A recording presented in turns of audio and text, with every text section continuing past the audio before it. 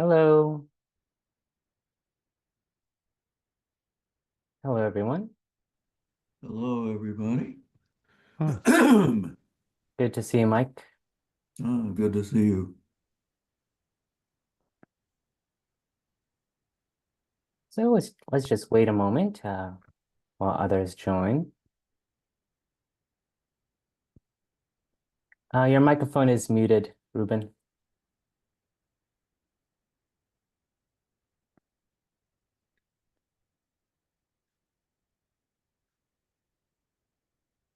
Hello, Angela. Hello, Eric.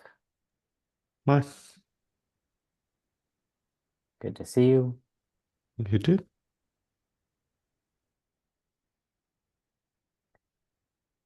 See.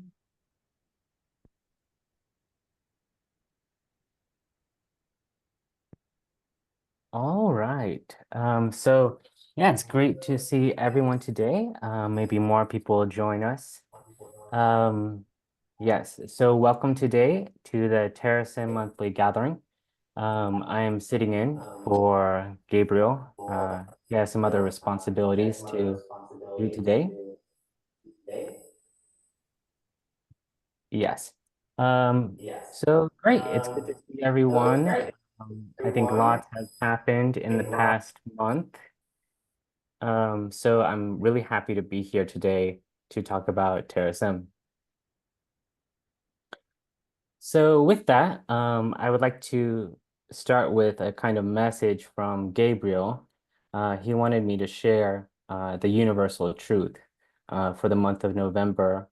And I would like to do that, given the recent news about the election. I think it's, kind of been an intense week for a lot of people, and some people are really happy and hopeful, and other people are, upset and discouraged. So I'd like to read this for us now. Peace. To be a master, we must master the way we speak our peace. We are responsible to communicate in a way that others can hear us. However, we are not responsible for the way they respond. In order to achieve peace, we must first be willing to heal our ego-driven desires. We are not at peace because our problems are solved. Our problems are solved because we are at peace. It is a tranquility that stays anchored even in the roughest of seas. Peace of mind is knowing the divine law prevails no matter what the circumstances. It is a vibration of vehement values and vitalizing valor. Remember, peace is birthed from patience, egolessness, acceptance, compassion, and enlightenment. All right. So with that, let's start the first part of our meeting, the sharing portion. So yes, anyone is free to share now any art, music, poetry, projects you've been working on, experiences, ideas. So whoever would like to share, feel free to raise your hand, do the hand emoji, or if there's empty space, you can speak up. I have a question. Yeah, Yeah, I was wondering, why is Gabriel not here today? Just out of curiosity. sure. He has some responsibilities with the National Space Society. So Okay. I'm just going to host and sit in for him today. And if I can ask, what is your name? My name is Derek, and I'm a fellow participant in Terasem. Okay. Yeah, I think I've seen you before. I just didn't remember your name. That's all. Sorry about Oh, that. oh, all good. So who would like to share? Martine. You are muted, Bina. Yeah, just wanted to say hi and thank you for convening the Terasem connection today. Yeah, the gathering. Thanks. Yeah, I mean, I'm happy to do so. It's great. I wanted to Uh, also share mhm. that Bina and I had a great honor day before yesterday to visit the Alcor headquarters in Scottsdale, Oh, and we were able to share our positive energy with Fred Chamberlain, who is highest level of Terasem consciousness, um, and his book is just epic on transhumanism, Terasem, Alcor, um, travel into the future. So I do recommend strongly everyone to read Fred Chamberlain's book. But I would also like to compliment Mike Perry and all of the team at Alcor, because between the last visit Dina and I made to Alcor and this one, it has really transformed very, very aesthetically and functionally. And we were very, very impressed from our visit to Alcor and time with Fred Chamberlain in cryonic biostasis. If you That's want awesome. I just thought it was amazing. All the things that they had done, and then we hadn't been there in a few years. And Mike, I'm sure you're proud to go in the office now, and you've got scientists working on things, and it's just a real upgrade to everything. And you got that bigger doer. I mean, it's really nice that not the Bigfoot, but the other one. It's called super large or yeah, something, I don't know. yes. Also, we were very fortunate to be there right at the end of a kidney cryopreservation, which seemed to go very, very well, and met a couple of scientists, one a neurobiologist and another very accomplished scientist. Of course, Mike is also a great scientist. And if any of you have not read Michael's book, um, Forever for All, it would be to me in the top like 5 greatest books ever written. So I really recommend Michael Perry's book, but also Fred Chamberlain's book, and also Life Quest is Linda Chamberlain's books. All super, super great books. Yeah, I think Quagmire also. Yeah, that's Fred Yeah, Chamberlain's yeah. book, and Life Quest, I think, is Linda's. Forever for All, I believe, is Michael's. But those are kind of like the holy trinity of reading, in my opinion, um, for Terasemers, who for us, it's an article of faith that we will travel into the future. We will reconnect with each other in the future. The future will be awesome beyond recognition and belief. And we will just be like pinching ourselves like, thank goodness we took the steps to travel into the future. Definitely. Yeah, thank you for sharing. Mike. Okay. And well, I am right now not in Scottsdale, Arizona, but I'm in Comfort, Texas, because there's this meeting of a group called OSLAP, Options for Safe, Secure, and Legal Asset Preservation for Revival. It's the 18th occurrence of this meeting, so it's been going for many years now. And it's too bad that I had to be out of town when Martine and Bina paid a visit. I wish I could have been there, but sorry I missed you folks. But and also I'd like to say that indeed my book Forever for All is available, but it's free online too. So I think I've probably already sent Gabriel the link to that, but I can do that again so everybody can go there and you can read it and you don't have to give your name or anything. It's totally anonymous. So I'm not just trying to find out who you are or anything. You just look at it all you want or do what you want with it pretty much. And well, you also said if we had any music to play, we could play it. But whenever I've tried that, the system won't let me do it. So I won't worry about that. But I'm glad to be here. But I have to say one more thing, that there's an event coming up here such that I will have to quit a little before the meeting's over. But I'm glad I can attend as much as I can anyway. Okay, yeah, thank you, Mike. Yeah, and we will make sure to share links to download your book for all. And then we're working on uploading your songs to the Terasem YouTube, so that should be up shortly. So, Yeah, that's right.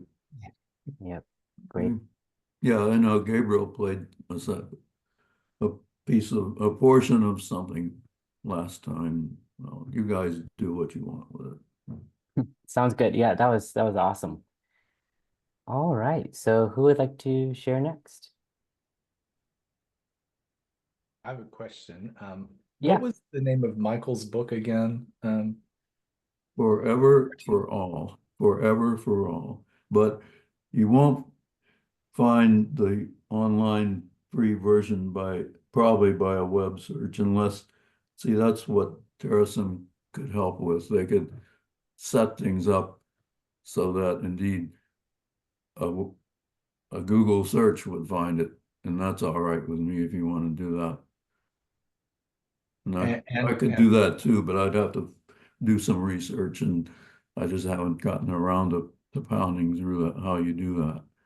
Yeah. And Martine, the book you mentioned by Michael, the other The Michael. same one, that was the, am I unmuted? Where am I? Okay, yeah, the same one, Forever for All is Okay. Michael's book. I'm And gonna the other- post all of them in the chat just Yeah, so you the guys other can. books, yeah, Thank you, thank Eric. you so much. You're Thank- welcome. Yeah. I'll say this, if you look up Forever for All with Google, what you'll get probably is the old version that's not free. But the second edition, I decided to make it essentially, or very, very close to public domain. You can not only download it, you can do derivative works from it and so forth. One thing that I'll mention about Forever for All, and this is a compliment, it's a deeply thought out book. It's for deep thinkers, I would say, which of course all of us are. It's it took me about a year to finish it because it's not a short book. Um, and so it's really, in a sense, not at all comparable to BioQuagmire or LifeQuest, which are fiction books, actually, whereas Michael's is a nonfiction. And those two fiction books, they tell a great story of Terasem and transhumanism and biostasis and revival from biostasis. But just by nature of being fiction, they're much easier to read and faster to read. And I think, most anybody could probably digest them in a week. But Michael's book deserves a year of like careful study and kind of like reading a chapter and thinking about it and reading the next section and thinking about it.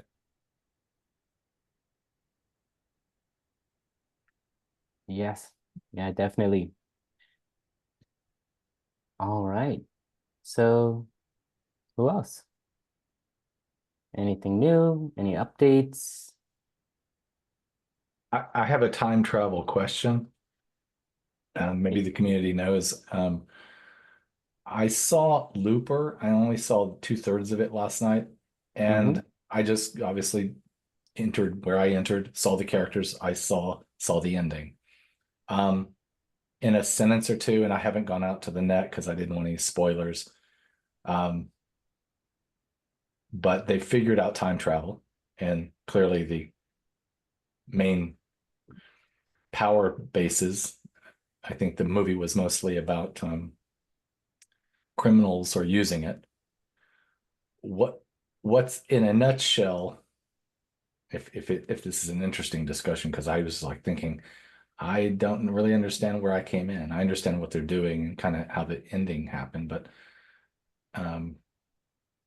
what, if any, applicability to the Looper construct and universe world is interesting to Terasem? I can give just one person's feedback, and I'm sure everybody here will have another take on it.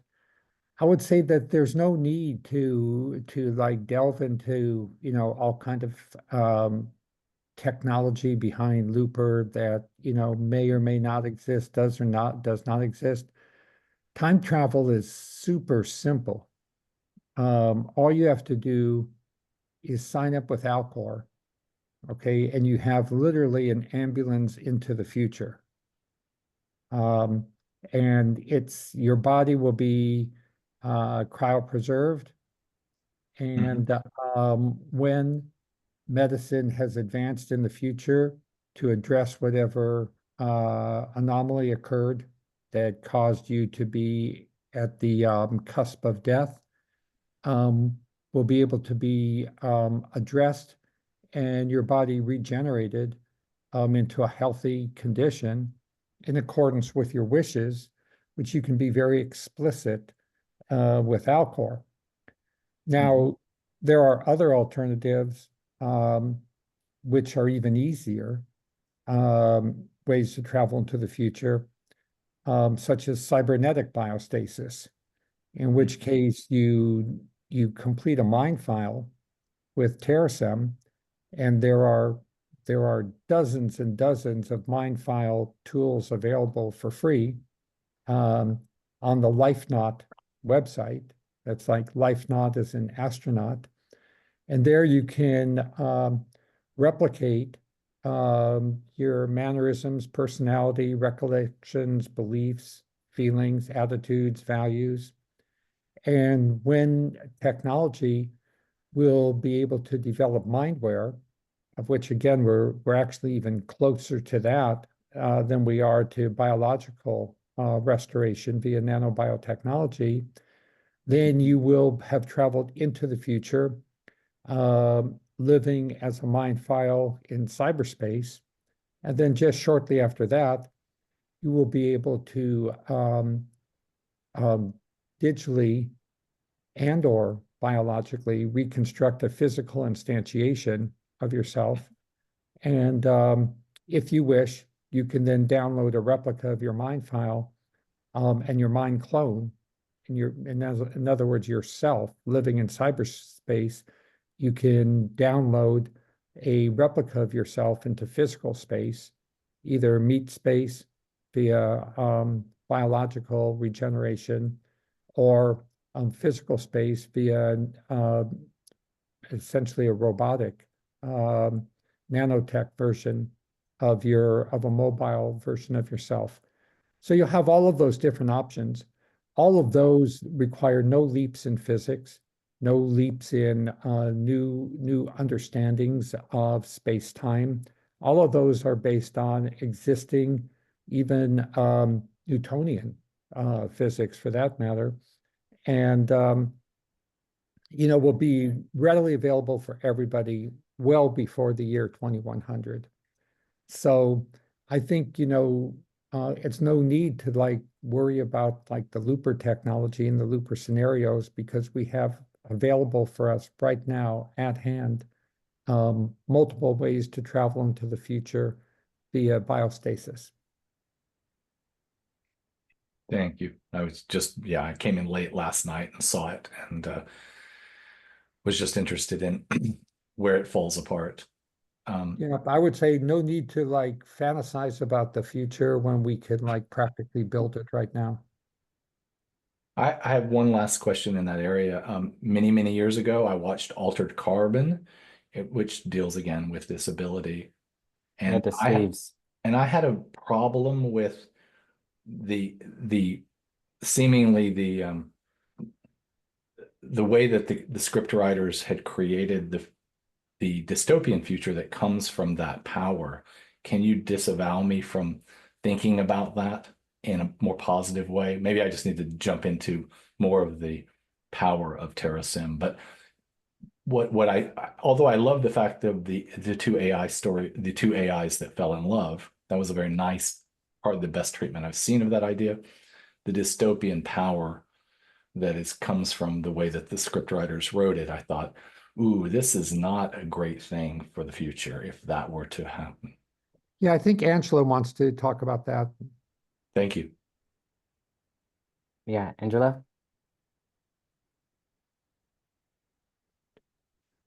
You're muted.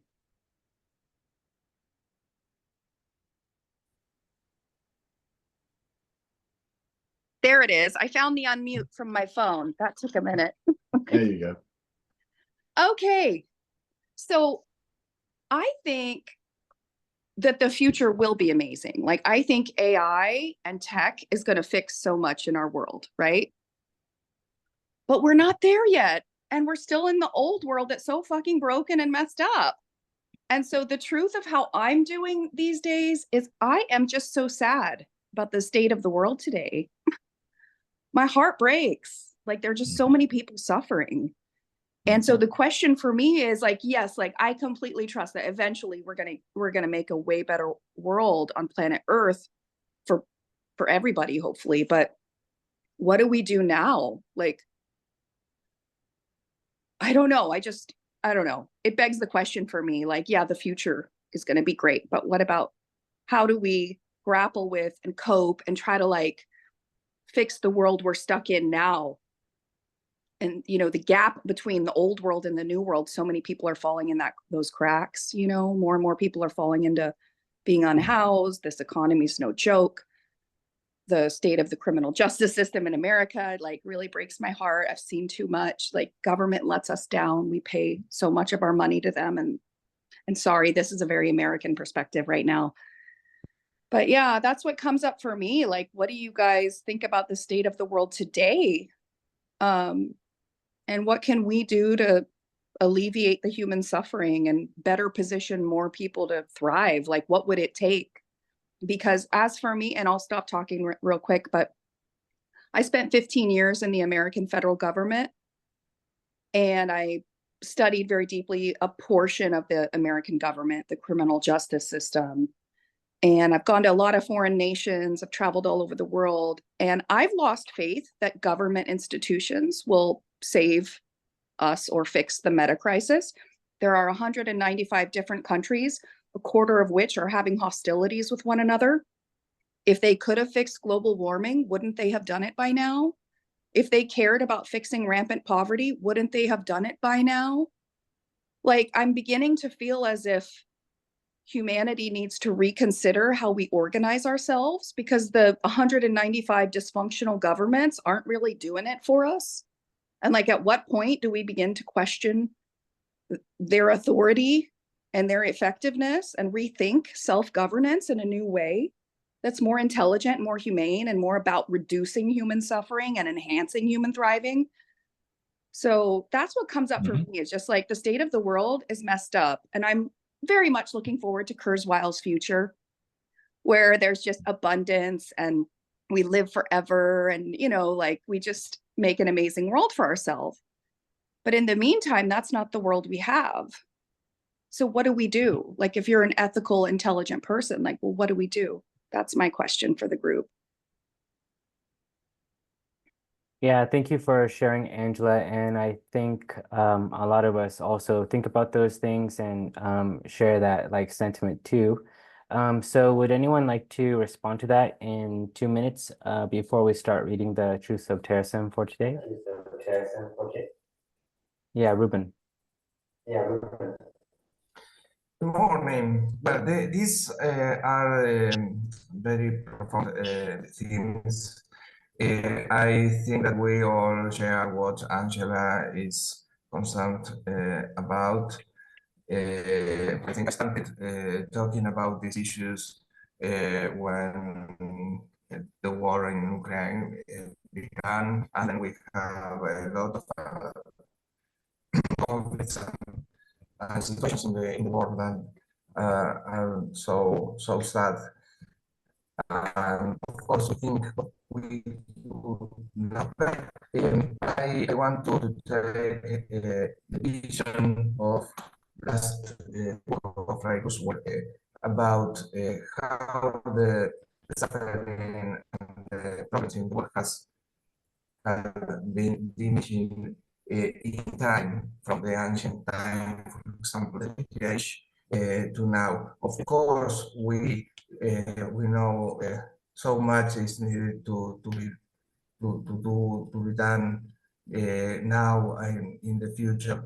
but in the perspective of progress and the plans of science and societies, Kurzweil describes well how things in the whole map has been going better in the advance of history.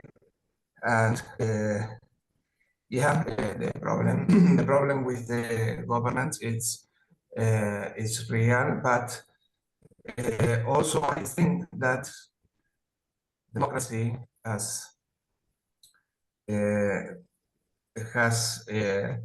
shown to be the better way of confronting problems, as the better of all the bad systems that exist. So I think that is a day-to-day struggle to try to help to and go ahead. But despite all the things that are happening, I think that the advance of science, technology, social societies, and so on, the perspective in the timeline I share with Kurzweil, that is optics. We as transhumanists have also the responsibility of work every day for the future and for not going out of the right way for humanity. Great. Yeah, thank you for sharing, Ruben. So now I'm going to share my screen and we will read the section of the Truths of Terasem for today. We are on number 6, section 6, how is Terasem? So I will start and we'll read from 6 through 6.5. And we don't read the truths that are 4 decimal points in. All right, I will begin, and then we can each take turns, and whoever would like to read can read one of the points, one of the sections of one of the points. Okay, so how is Terasem? Terasem uses educational rituals, personal cyber consciousness, and geoethical nanotechnology to coordinate the multiverse for conscious control. 6.1. Geoethical nanotechnology is a necessary and sufficient process for achieving diversity, unity, and joyful immortality. Joyful immortality arises because geoethics enables everyone to pursue unlimited happiness via personal, mutually respectful growth. Operating under geoethics means obtaining consent from affected others, always reducing unfairness and independently ensuring compliance. You must obtain consent if your actions are likely to meaningfully affect another conscious being. Fairness favors consent, so shape actions to help most those with the greatest disadvantages. Umpires are needed because non-compliance with agreements breeds anger. Love how geoethical nanotechnology replaces entropy with order by converting space-time into information for beneficent control. Okay, so who would like to read 6.2? I'm happy to go. dare. Oh, How about Who- Martin? d- Yeah, Martin, go ahead. okay. Embrace nanotechnology that presents no clear and present danger, builds universal joyful immortality, and is auditable.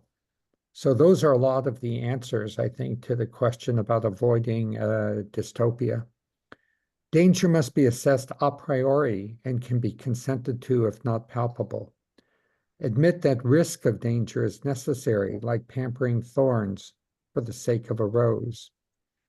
Nanotechnology must be independently audited to assure compliance with the terms of its consent, again, relevant to ultracarbon, avoiding dystopic altered carbon. Grant consent to builds that maximize the ratio of joy and happiness to pain and suffering. Enduring extropian success requires geoethical nanotechnology and pain-free joy for all.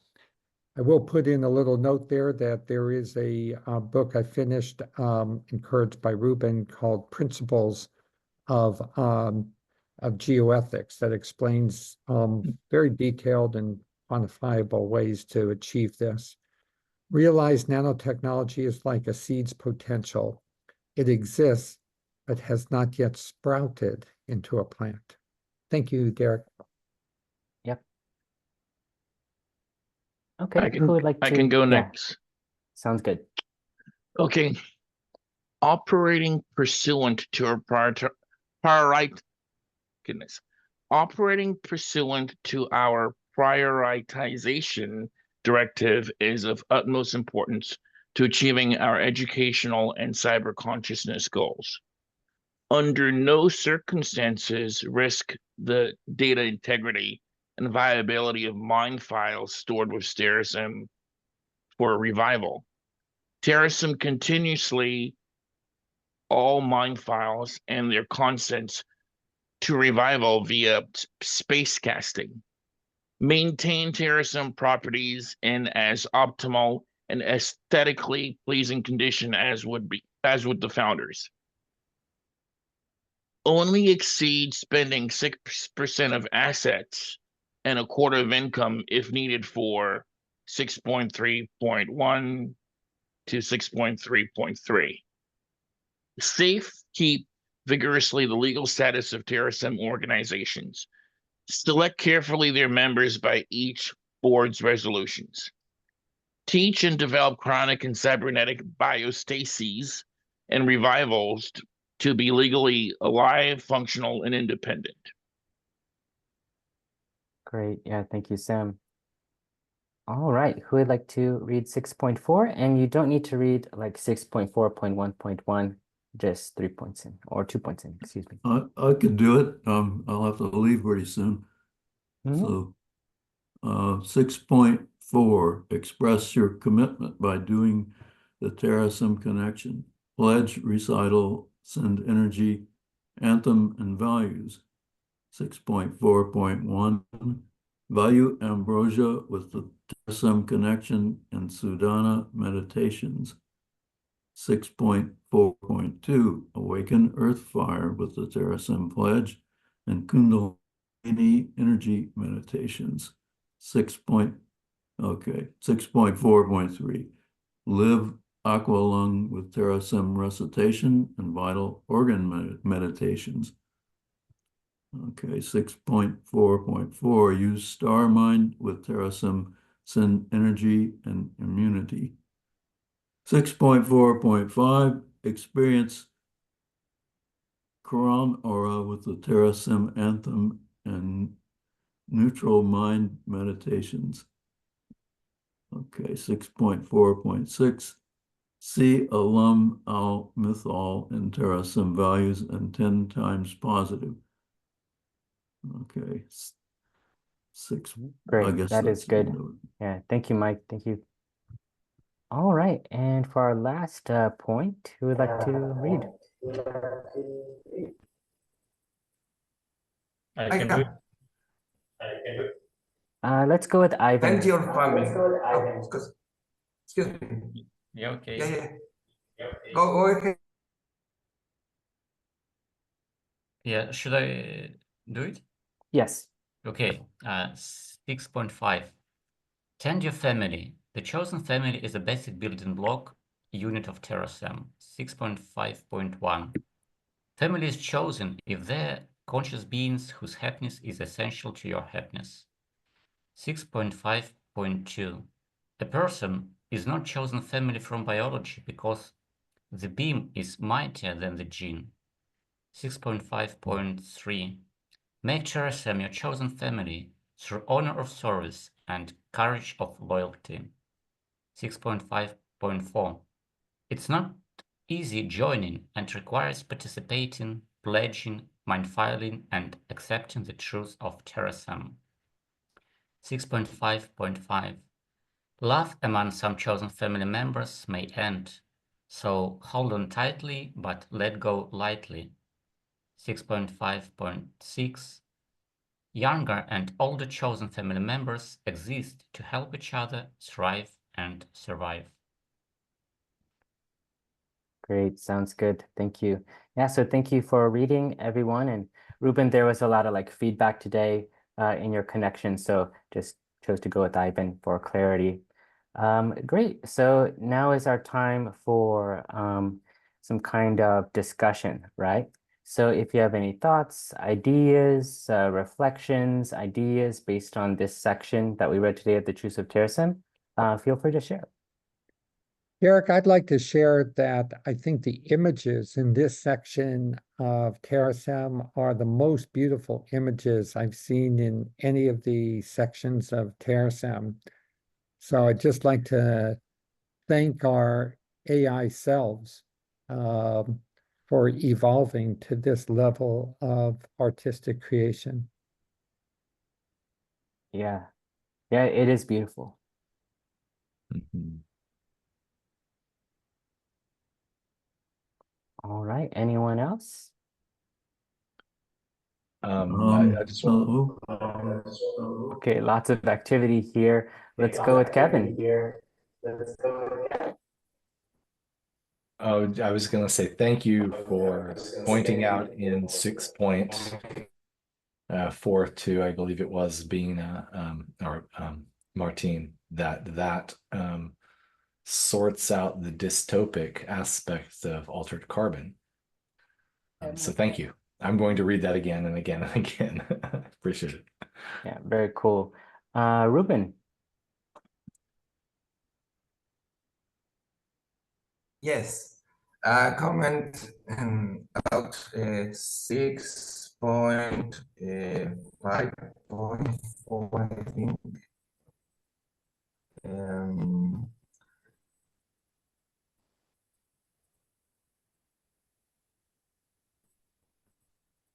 5.4 in with the item of mind filing. I brief comment about that.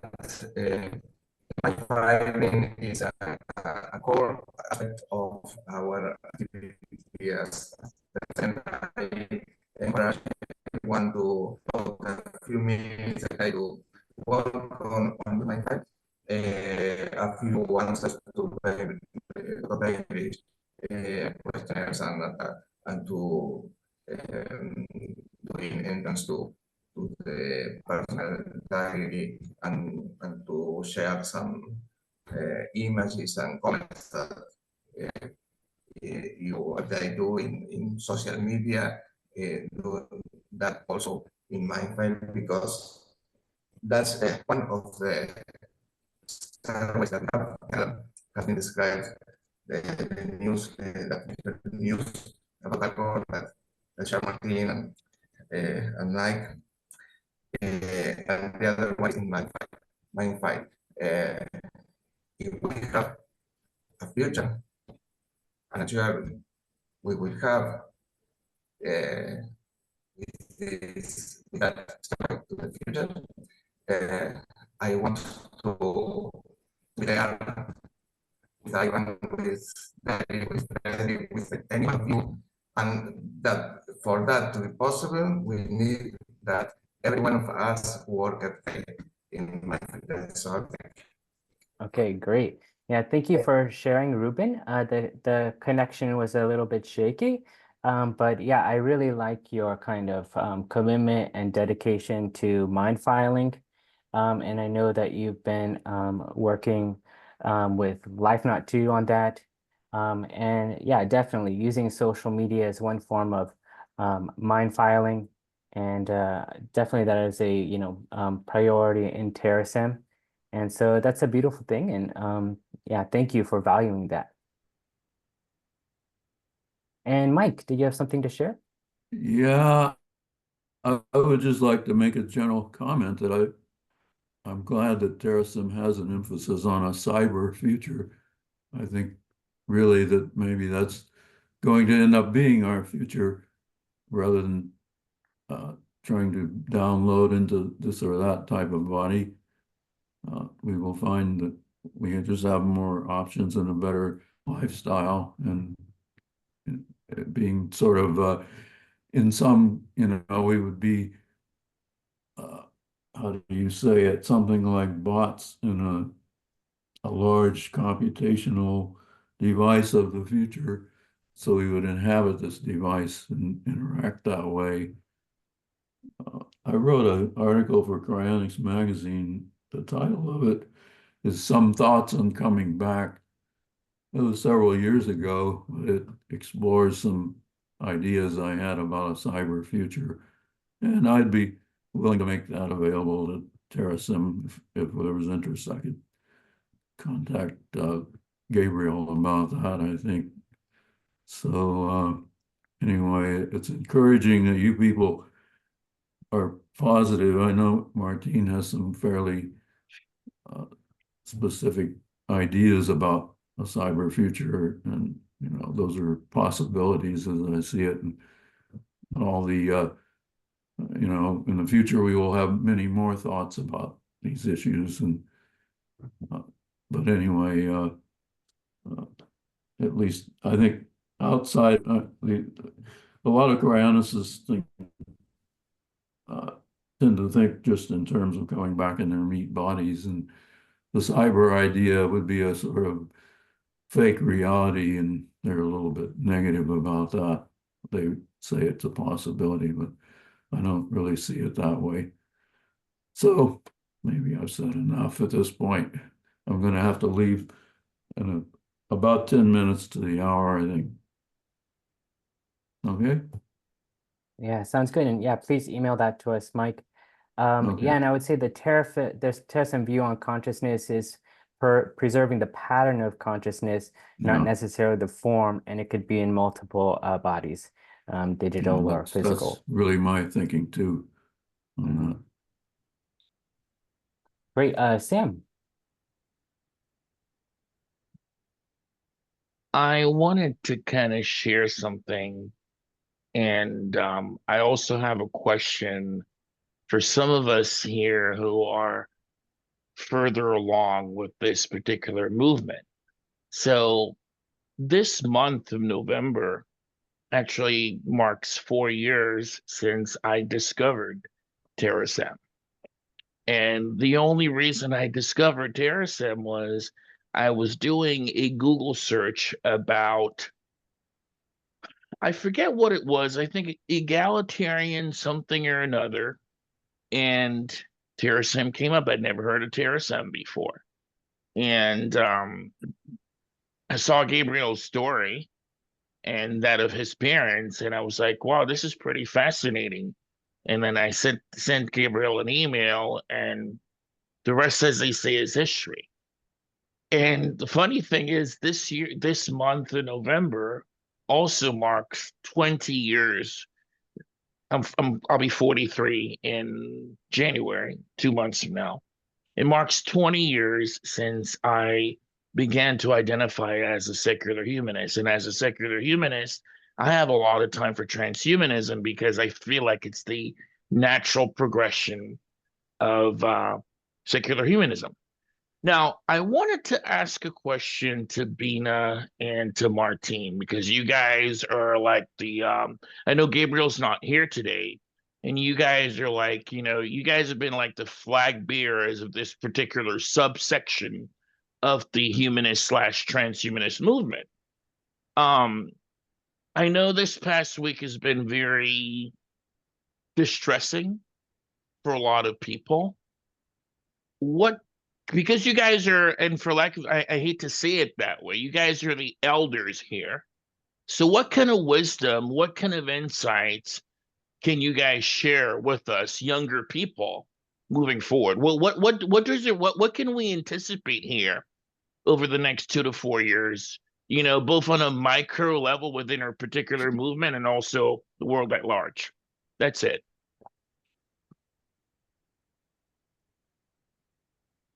You mean that's it? Yeah, I'm What? sorry. I'm sorry. I don't mean to put you on the spot or Oh, anything. that's Like I that's a said, lot. you guys have been around. You guys have been around, so I figure you might have better insight than I do. So I'm deferring to you. That's a lot, Sam. I really, we don't know what's Don't going mean to to be. put you on the spot, like I said. Just Well, yeah, even being just a question. futurists, we just prepare ourselves for what might happen and what could happen instead of just sitting there saying and doing nothing. So that's why we've been cryonists for over 20 years and members of Alcor for so long. And when people weren't even talking about this and thought you were nutty to think about freezing yourself, but now Yeah. it's quite popular. Yeah, it's become very mainstream anymore. Just like when I first read the book The Singularity is Near by Ray Kurzweil, that was Right. considered 20 years ago, that stuff was considered, it was fringe. Now That's because of the fringe, way exactly. technology has progressed, it's like it's not so far-fetched anymore. That's You right. know? So So we saw these things coming, just like Ray, our friend Ray, and we just felt like they were right and we should pursue them. And I think that a lot of younger people need to think futuristically like we do and go forward for these things. Nothing is, it seems like it's right today until later you say, well, I knew that about that, but I didn't do anything about it. Well, it's just time to, think forwardly and do something about it. I feel like with Angela, we are in a spot right now where I don't see how we're going to make this leap from where we are now to where we really want to be. But yeah, the there's leap will this huge happen. gap The leap there. will happen. Yeah. The leap will happen. Yeah. I just don't know how it's going to happen. And I suggest to all of you, survive till it does happen. So Yeah. manage to survive, help who you can help until it starts to happen, that leap, because it's going to happen. We want to be available for it. We want to prepare ourselves, for the next thing. And that's, it's not a lot you can say about right now. We're in a difficult situation, as Angela said, all over the world. Yeah. And I'm feeling I'm very uncomfortable about it, but I'm also hopeful that I'm going to manage the people around us and manage the things that we can manage and just do the best we can until we get to the next leap. Thank you. Well, I do want to add this as well. I mean, we've seen over the last 20, 30 years, the great advances in technology, and that's all fine and well. But I've heard other thinkers and writers say this as well, is if we are really going to make the most of technological advances, we also need to have a moral evolution. And it seems right now, when I look at especially the state of this country, it seems like when it comes to morals, oh my god, it feels like we've gone back 150 years into the past. You can see this, like there's just like a breakdown in civility. And it's like morals don't matter, and people just I feel like people have gotten so desensitized, so numb to suffering on so many levels, and it's just like what we can't get very far being like that. Can I add something to this conversation as well? Sure. Yes. I'm struggling, like, to see other humans suffer. I suffer, I have not been identified with the Christian religion since the 90s. My grandparents put me through Christian schools my whole life. And I had a bad experience with my high school. They were very homophobic and very judgmental. And I just was like, I am not going to be part of that Christian church ever again. But the teachings of Jesus Christ that I had learned in my Christian schooling, and not the whole Bible, like I don't care for the whole Bible, to be honest. Some of that Old Testament stuff, I'm sorry, no offense to the people that are into that, but the part I care most about in this sacred text is what Jesus Christ himself said. And he was a sage ahead of his time. He was something special. I don't know what Jesus Christ was, but he was something. And he told us the cure to fix our world, to co-create a heaven on earth. He laid it out very clearly. It's love. You have to, if we're a whole system and some of us act in hatred and greed and fear, we become a cancer unto ourselves. And love is the cure to that. Love means, in my view, love means you matter too, just like I do. At a basic level, that's what love means. And that is the cure. Like if everyone did that, if we all lived according to the golden rule, just try your best to treat other people like you'd want to be treated if you had gone through their experiences. Like if we had empathy and compassion and we spread that, if we spread loving kindness in all our decisions, big and small, then it would just be humanity against our problems and we'd solve it. We have intelligent people.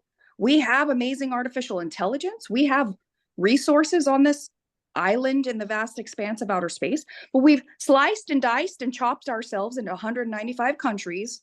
And then within those 195 countries, there's agencies and just the left-handed governments don't even know what the right hand's doing. And it was all designed for back in the day. And the world is way too complex for those bureaucratic systems to be agile and adaptive and intelligent. And so we have modern problems, but the government structure that exists and private industry, I suppose, as well, that exists to solve problems isn't quite keeping pace. It's archaic, in other words, is what you're saying. What'd you say? The systems that we have to address our modern problems are archaic. Exactly. You're anachronistic. Yeah. Yeah. So we need, it's not just like we're going to get to the new world. I think we have to create we have to organize differently, because clearly the government approach is not solving humanity's meta crisis. They can't even get along. And they're so self-serving. There's so much corruption in government, like they exist to serve themselves. They literally consume citizens to create jobs for themselves. Almost 1% of Americans are incarcerated, mass incarcerated, more than any other country on earth. And America is supposed to be this bastion of hope and modernity. And I'm like, look what we're still doing. We have modern day slavery in this country that no one's talking about. So I've lost faith that governments will save us, and things are devolving. And I don't think we can just assume the new world will emerge on its own. Like somebody does by some method have to organize that effort. Like I personally, if it were up to me, I would probably ask each country to send a delegation of their top polymath geniuses. And we would also find narrow specialists as needed and use AI and use proper facilitation to literally come up with a strategic plan for humanity that thinks at a global scale so that everybody could have their basic needs met. Because until every human being has their basic needs met, they're going to act in survival mode and hell on earth will persist. So sorry, That's a fair comment. That I would have to agree with you. That's a fair comment. Absolutely. So I agree with all that too. I'll put in a plug for a certain part of the Bible. It actually isn't by Jesus, but by Paul, but it captures the same ideas. It's the 13th chapter of 1 Corinthians. It's the discourse on love. That's a good thing to read and take to heart, I think. Unfortunately, I've got to run right now, but I've enjoyed this meeting, and everybody take care. Yeah. Thank you, Mike. You too, Mike. Thank you. Michael. Yeah, Bye, thank you, Michael. Angela, for sharing. Thank you, Sam. So now we're going to go into our meditation portion. But before we do that, I'd like to share some information about next month's Terasem colloquium. Julia's not here, probably because the time zone change in our area of the world.